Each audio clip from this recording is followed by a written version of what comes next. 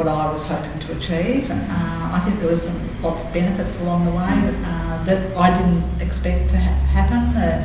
There was a lot more expression of feelings. I think I was surprised how much trust and how vulnerable we all were feeling throughout the 10 weeks, and that we felt we were able to express ourselves honestly, and it wasn't just the people with dementia that benefited, it was all of us. I think we all grew as a result of the program.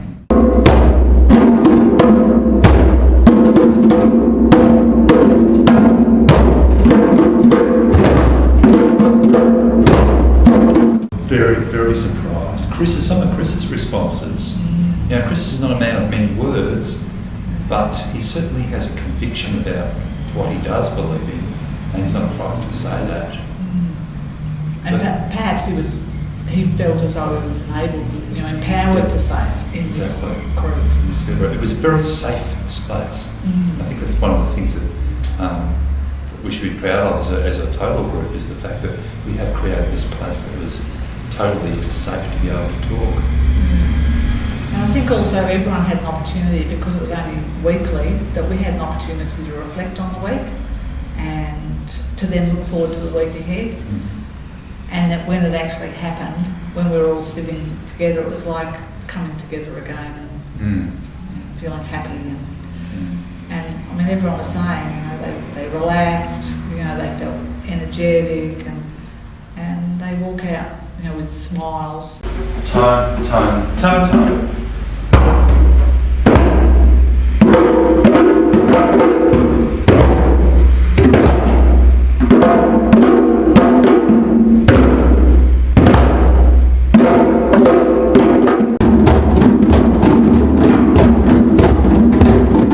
Goal I was hoping to achieve was to get a community together of people, and specifically men who have got a younger onset type dementia, and to see if we could support them to form a community and to communicate without using words how they're feeling about their journey and where they see themselves going on that journey, and whether we can support them on that journey through drumming.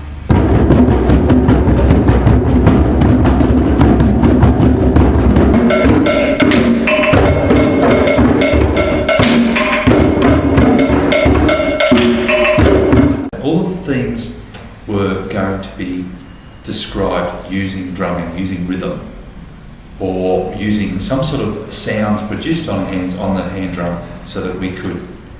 You don't necessarily have to talk about what was going on. Because one of the beauties of this group was that we could do a lot of talking without actually saying anything. And I think that's the strength of what we're doing, that we're giving people that safety to be able to express themselves without actually having to go through all the tedium of explaining or every last detail. You don't need to. You can, in a very short period of time, you can go snap, snap, snap on your drum, and you've got what you want. We drummed the separate ages of our lives. So we looked at, how many were there? 5, 7 different periods in our life. And for some of us, we actually had to imagine what it would be like to be in later stages of life, say, 50 to 65 or 65 plus, whatever the age group was. One of the other ones that we did that worked really, really well were the seasons. That we imagined what each season would sound like if it was a rhythm, and as a group we were able to put that together. Of course we couldn't do it with the other one because it was too long, but with the seasons we could. As a group we decided on a rhythm for each season of the year. We glued them all together and we drummed those. I think about autumn as being a time when the leaves fall off the trees become bare, and the temperature goes from being nice and warm and sunny to being cooler and windier and wet. And everything's closing down and hibernating.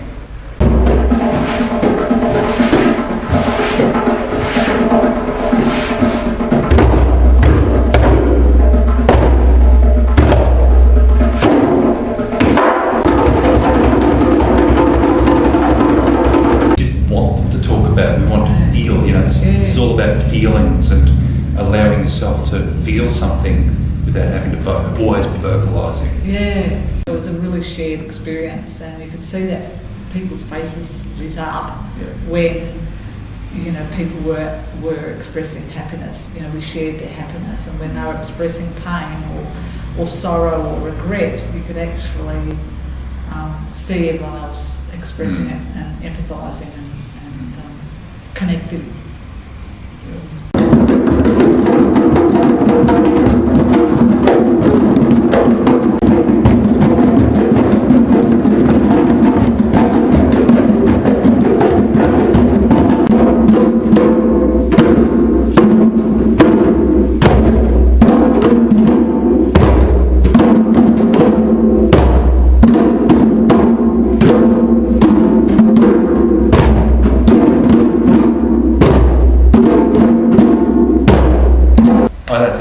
I don't actually think anyone in this group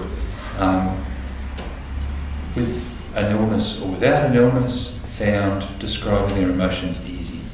However, what we did find was that the people who would have actually had trouble expressing themselves verbally were able to express themselves quite well on the drum. And John was a great example of that. John spoke very, very few words, in most ways words we want to hear. But when he played the drum,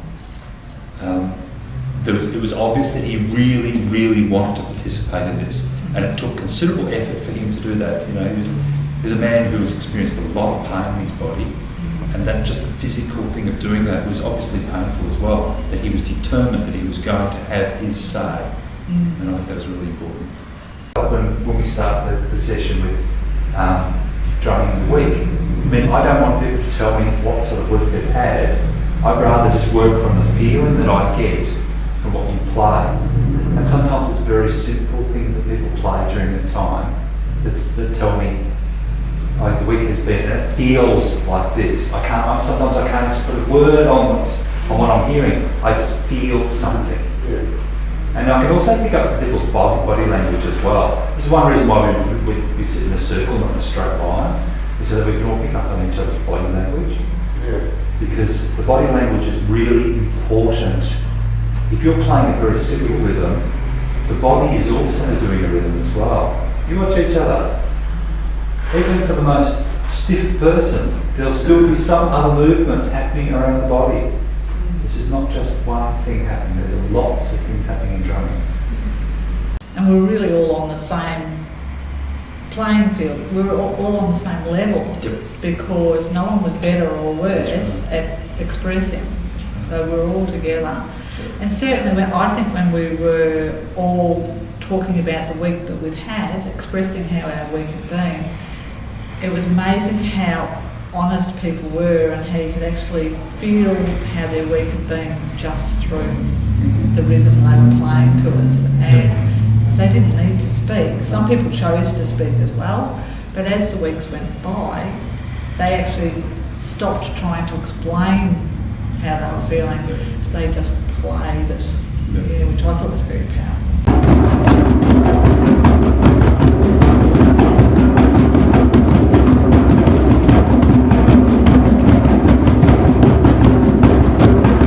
Some of the rhythms I found, when you got one person to start playing and then the next person join in, it really built and it worked.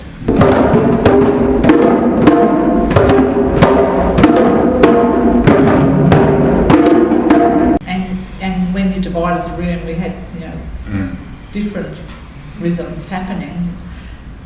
It was very empowering to be part of this small team, and then the other team are over there. Right. But then once we started playing together, it actually then just melded and the two teams became one, which I thought was, well, the highlight for me was to actually realise, even if we're playing different rhythms, we're still one. That's right.